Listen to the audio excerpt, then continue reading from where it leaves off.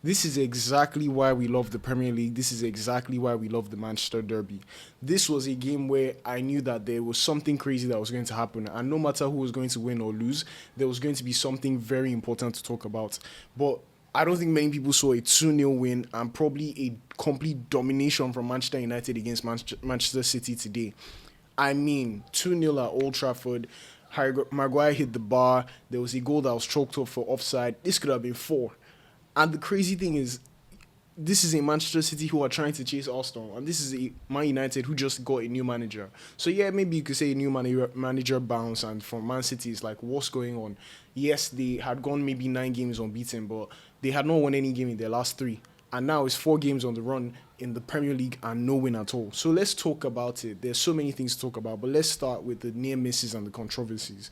Now, Maguire early in the first half had a brilliant chance, and I can't believe how he missed that because if he had a bit more time and if you give that chance to him again today, he's going to score. I don't know how that came off the bar. I just think maybe it was a lack of concentration, or maybe he just didn't realize how much time he had or was able to process what was going on. But clearly that was not a good, that was a bad miss in my opinion. Yeah, it was close, but it was still a bad miss. But later in that first half, we saw a really crazy challenge in my opinion. Dalot's challenge on Dorgu was something that I could not believe my eyes had just seen, and it wasn't even given a red card. Like, I thought that was really, really close. And if you're a Manchester United fan, you're obviously not complaining. If I was a Manchester United fan, I'll be like, you know what, I'm happy we got away with one there. But if you're a Man City fan, you're looking at that, and the replays will always make it look worse. Like, it looked really bad. Like, his shins were, his studs were up to Doku's knee. Like, that is not a very nice picture to look at.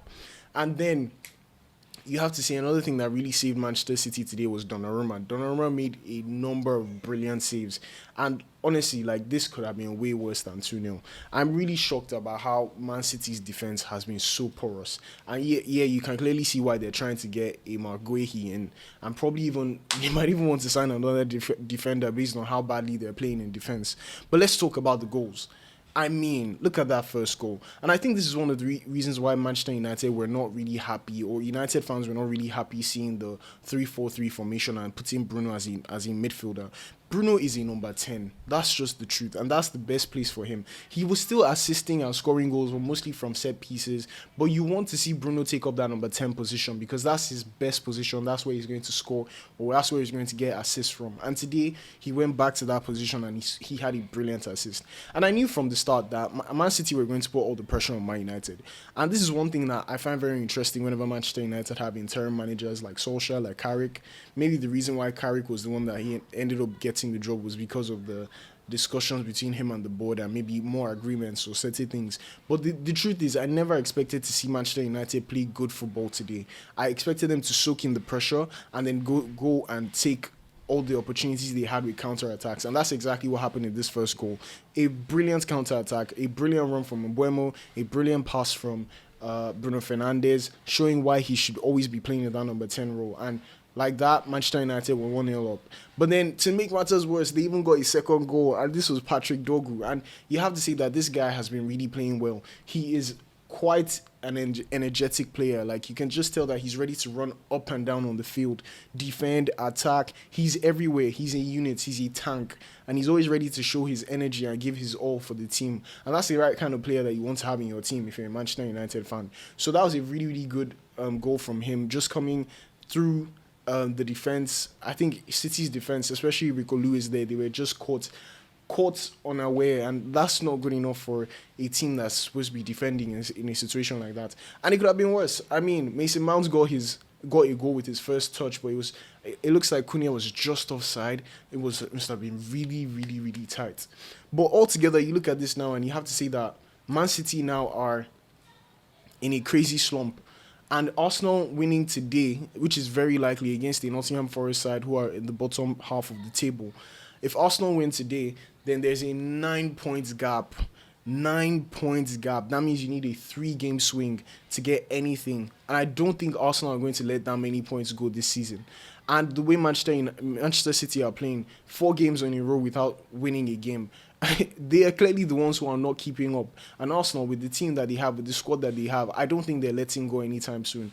So I hate to say it, guys, but this might be the result. This might actually be the game where we have to say that this is the end of the title race. Anything can still happen. The season is still long, but at this point now, you're going to have to hope for, if you're not an Arsenal fan, you're going to have to hope for Arsenal to slip up, and I don't see that happening very soon. Interestingly, the next game for Arsenal is against Manchester United, who just beat Manchester City. But for now, I think we're looking at the table, it just doesn't look like there's any hope again for Man City. Maybe Aston Villa, if they win this weekend, maybe they could still have a chance, but I still don't expect Aston Villa to be the team that's going to challenge Arsenal for the league. Regardless, it's still a 6-point gap, except Arsenal don't win today against Nottingham Forest. So, I mean, this is why we love the Premier League. And for Arsenal, like, they need to win today, put the pressure back on Man City. Man City need to start winning games. I don't know where they're going to get the games from. But look at this now. For Manchester United, if you're a fan of Manchester United, this is the perfect start to Michael Carrick's time as the interim manager. Now, we know that he may not be here forever, but you know how it is. If he has a very good spell, they could start considering him as one of the permanent options.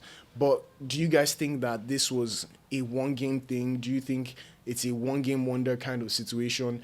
How do you guys feel about going against Arsenal in the next game week?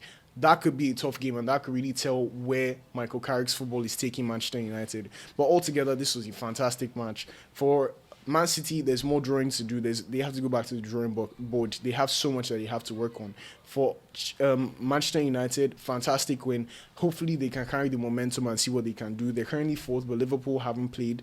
And if Liverpool win, they drop again. But altogether, fantastic results. And that's what I like in terms of being a manager. I think the most important thing is getting results first. Get results, and then you can look at the performance later. But the result has been there. 2-0, could have been 3, could have been 4. And, I mean, if you're Man United, enjoy it. Take the win, enjoy yourself, and let's see what happens at the Emirates next week. But that's all I have for this video. Please don't forget to like if you've gotten this far. I would really appreciate it. It does a lot for the channel. Share with a friend and leave your comments. Let me know what you think about this, about everything I've said. Let me know what you think about the content in general. And I'll see you guys in the next one. Cheers.